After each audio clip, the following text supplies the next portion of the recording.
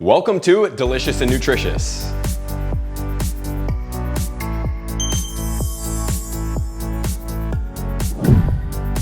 Where we use the best quality ingredients to cook the tastiest food, and today we have a special treat for you guys, all of you efficiency seeker cookers out there. This is going to be a cookie sheet recipe. It's incredible. This is going to be a balsamic chicken, apple, bacon, garlic, rosemary, everything in between. I hope you guys are ready for this because today, guys, we're in a new kitchen, number one. Number two, we have new lights. You saw the new intro. This is an exciting time. I am so excited to do this with you guys. So this one is not going to be a vegan recipe. So for anybody out there that follows me that is a vegan and doesn't care to eat anything else, this recipe is not going to be for you. I mean, I'm sure that you could probably use some other things, but some of the staples of this particular dish is more of a keto, paleo-friendly type meal. So with that said, let's jump right in. So what we are gonna need to start, we need 1.5 pounds of chicken breast. So chicken breast, obviously speaking, organic, number one priority. Number two priority, if possible, it's pretty challenging to find that, is going to be pasture raised, not pasteurized, pasture raised chicken. They're gonna eat whatever is on the organic ground, and that is gonna be how you serve it. We are gonna need balsamic vinegar. It is going to be 1/4 cup. And then it's gonna ask for 1/3 cup of olive oil. If you guys have been with me for a little while, you know that I do not like cooking with olive oil. It denatures very fast and becomes rancidified, and that makes it inflammatory. It is not a cooking oil. So you guys know that we are gonna be doing coconut oil refined instead of olive oil for all of our recipes, unless it's going to be a raw oil, which then olive oil does serve the best. And then we're gonna need the juice of 1/2 of a lemon, 2 cloves of garlic crushed, but guys, you know I love garlic, so I'm probably gonna do a little bit more in this recipe. And then we are going to need 1/4 cup of chopped fresh rosemary. It is an essential part of this dish.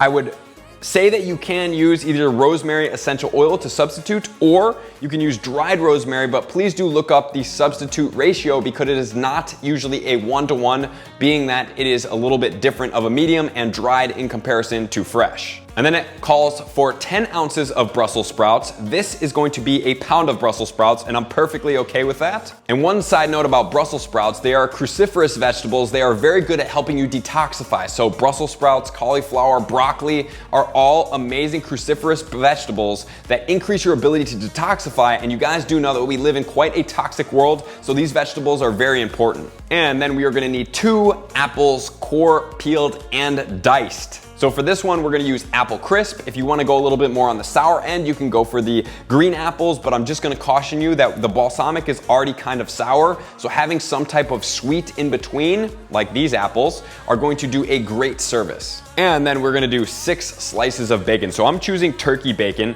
When I use regular bacon, I just don't feel my best. I feel a little bit bogged down, I feel a little bit nauseous, so I don't really go with regular bacon too very often. I do like it a lot. I do think it complements this dish incredibly well. Incredibly well. I really like the regular bacon, but for me personally, I'm gonna do turkey bacon. It seems to work better with my system. Other people have different experiences. Okay, so if the coconut oil is gonna be at room temperature, you're gonna need to heat it up just a tad to be able to change it into liquid. So you're also going to need a blender for this recipe because we need to make the marinade, right? So it's very important that we do have a blender. We're gonna rock with the Vitamix. Yes, we have finally got ourselves our Vitamix back. I'm very excited. All right, so let's jump right in right now. We're gonna start off. I suggest, it says in this recipe, which is gonna be in the pinned comments below as always, that you do the chicken first. I do the chicken last because I don't like using multiple cutting boards. And if I put the chicken on here, then I can't really do the rest of the recipe, even though it's all getting baked, so it's all gonna be okay at one point. So I am going to go ahead and score this lemon, and we are gonna start off by squeezing this lemon right in to here. If you guys do have a lemon zester, squeezer, whatever you want to call it, juicer, there's the little thing where you can squeeze it together, or you can just score it and then use your hands and then obviously take out the pits. We have 2 in there, so we're gonna get our best. And the one thing about using your hands is you also get a little bit of the lemon peel zest in there as well, which is very, very healthy for you. That's actually the essential oils that we do know and love come from the peel of the lemons. It is not the actual juice, it is all in there. So if you guys ever like take this and you go and squeeze it right there, I don't think you can see that, but it goes ahead and fragrances out the essential oil straight from the peel. And then we haven't covered it, but what you're gonna wanna do is head on over to your oven and put it on 375 degrees as a bake. So it's already starting to heat up as we're going here because we're gonna be really efficient with this. So the lemon is done, it is in the blender, and there's a little bit of a pit in there. I do not wanna blend a pit. And next, we're gonna put 1/4 cup of balsamic vinegar in with the blender. So now we're getting the liquid down. Sometimes, I've made this in the past, obviously. I put a little bit more of the balsamic vinegar in there and a little bit more of lemon. It just depends how saucy you wanna make it. I would say follow the recipe at first, but oftentimes I felt like I just needed a little bit more sauce. So you can take and 25% more of the recipe or 50% more of the entire sauce recipe and have it a little bit saucier to really make it kind of congeal all together, especially if you're gonna put it over something like rice, which I will recommend at the end. And next we have ourselves our coconut oil. So we need 1/3 cup of what it says olive oil. We are substituting that into coconut oil. Wow, look at that, just enough right there.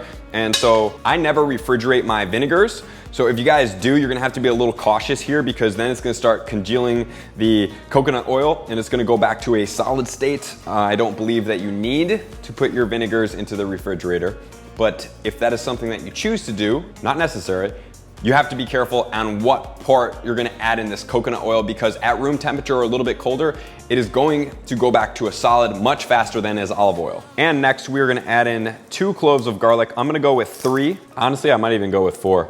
I'm a big fan of garlic. If you don't like garlic, this is not gonna be your thing here. Like I said, follow the recipe and then come back and be like, okay, Billy was right, or no, there was perfect amount of garlic. I just absolutely love the garlic. I like whole garlic. I don't like to eat it raw per se. I have done it. You know, when you're into nutrition and you need some stuff, you never say no when you're desperate to get well. So raw garlic is rough, especially organic raw garlic. It is so incredibly strong. And there we go. We're gonna go ahead and drop the garlic in there. And then finally, we're gonna need the 1/4 cup of, it says chopped rosemary, but we're gonna blend this. There you go, for the garlic. So I don't know if you need to chop all the rosemary, but what you do need to do is an easy fix is basically look for the stem and you're going to want to pull all the leaves off of the stem like that. So if you can find the edge, pull the top off, and then you basically just want to grab it from the top and then pull straight down, and it should strip all of the rosemary pieces off of that. Stems just get very stemmy. You don't want to bite into one of your, you know, or your dish, or have somebody bite into a very hard piece of rosemary stem in your dish. That would probably not make you the most proud chef. Okay, so we have about 1/4 cup right there of the rosemary. And so now I have about the same exact left. Another great thing to do is, because I feel like whenever I buy these fresh herbs, if I don't use them all at the same time, they always end up going bad. I forget about them. You could just double this recipe and use this one package, and it would be enough to make everything and not have to let this herb go bad, because they're so great for us. Although we are going to be putting it in the blender, I am going to follow the recipe and I'm going to quick chop this up. Pop it in the blender. We already measured it, so we don't need to measure it anymore. And that rosemary is super fragrant. We are going to drop that all the way in right there. Gotta love the foldable cutting boards. And we are going to go ahead and turn this on. It says approximately a minute until it's well incorporated. And then just stir it up on occasion just to make sure none of that rosemary is getting stuck on the sides. And there we go. Marinade is good to go. If you guys do want to check it, there it is. Smoking a little bit.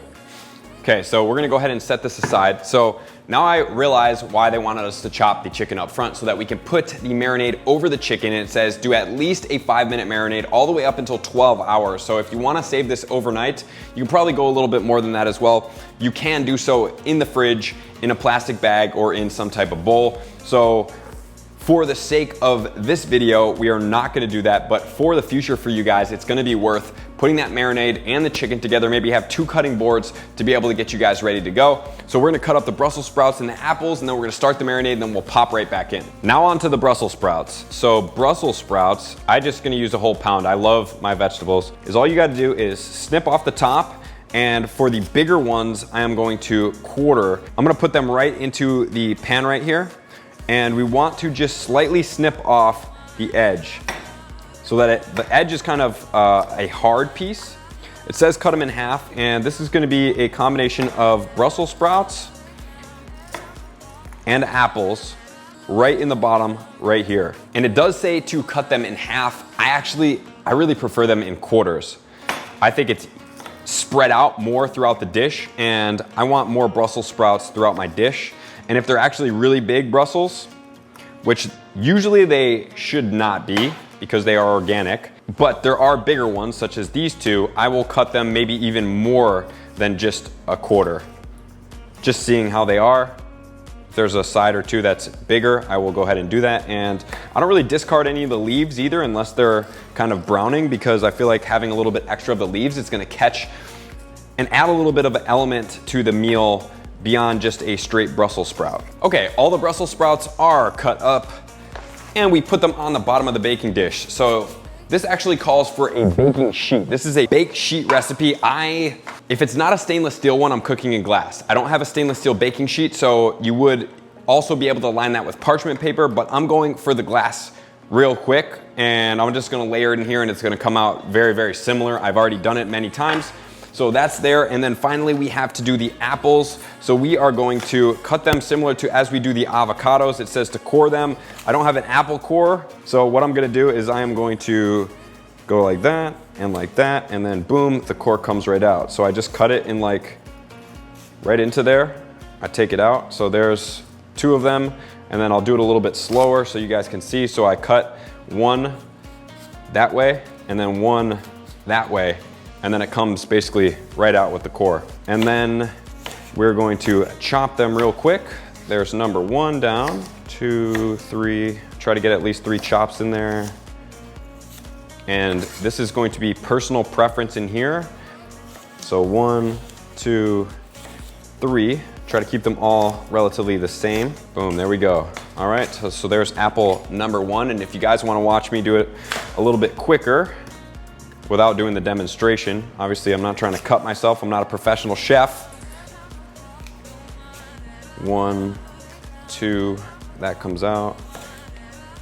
2, 3. And the knives I use are ridiculously sharp. I'm a big fan of sharp knives.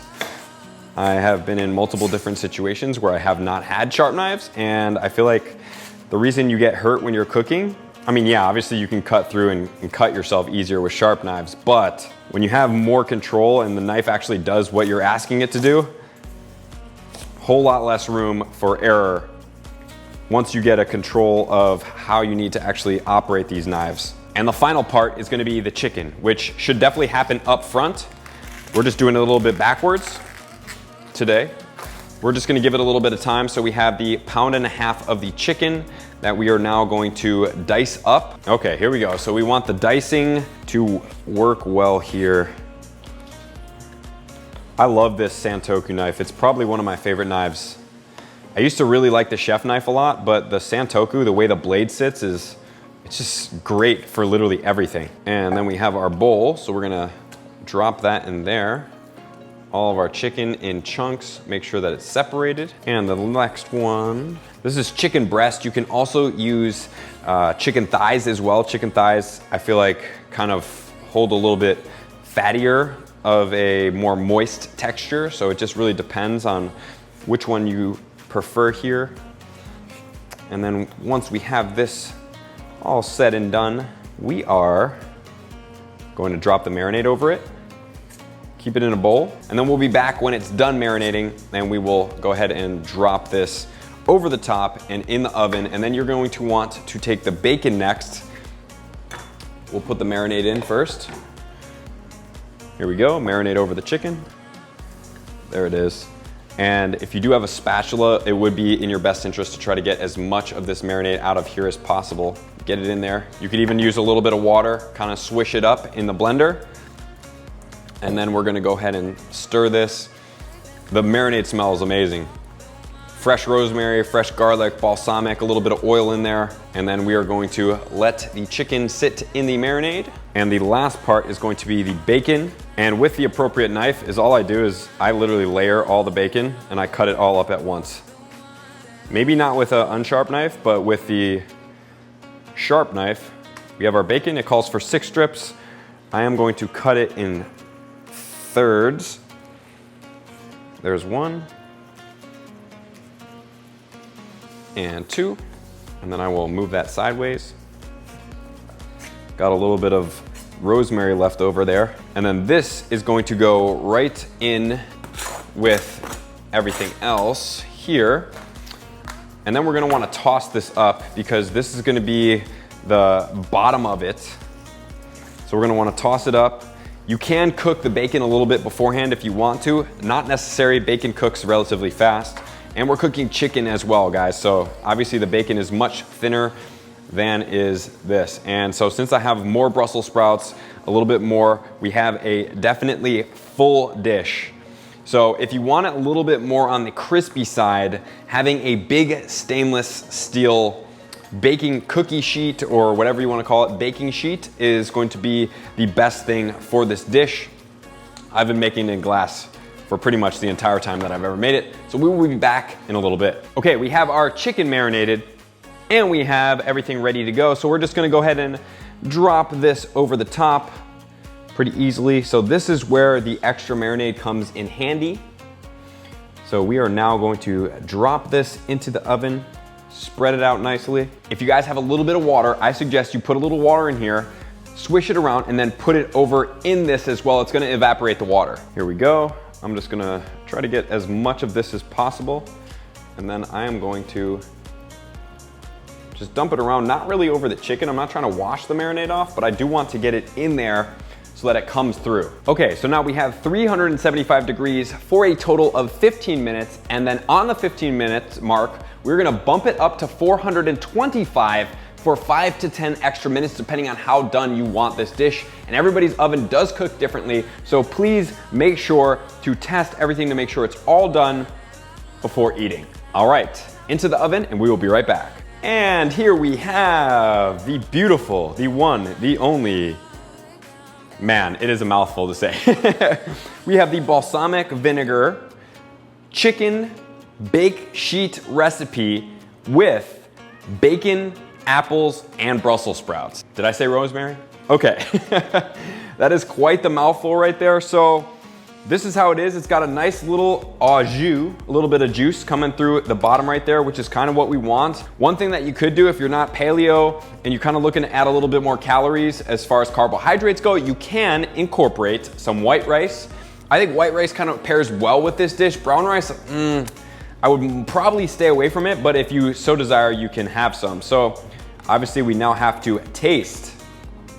We got the apple, the Brussels sprouts, the bacon, and the chicken. Can't make sure you gotta make sure you don't burn the mouth.